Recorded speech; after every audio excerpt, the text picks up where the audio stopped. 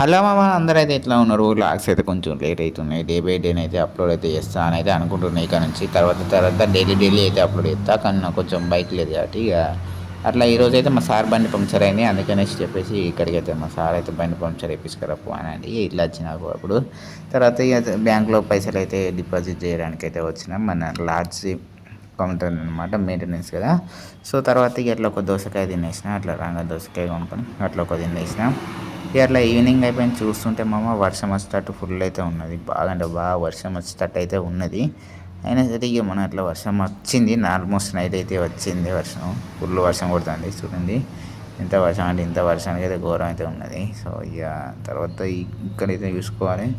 ఇక్కడ ఇంకా ఫ్లో అయితే బాగా అయింది. సో బాగా అంటే బాగా అయింది ఫ్లో. సో తర్వాత ఇక వర్షం అయితే తక్కువ అయింది. సో అట్లా ఒక చైన్ అయితే వేసిన. తర్వాత పొద్దున్నే టిఫిన్ అయితే చేసిన. ఈరోజు డ్యూటీ అయితే అయిపోయింది. నాది day by day 24 hours duty అనమాట.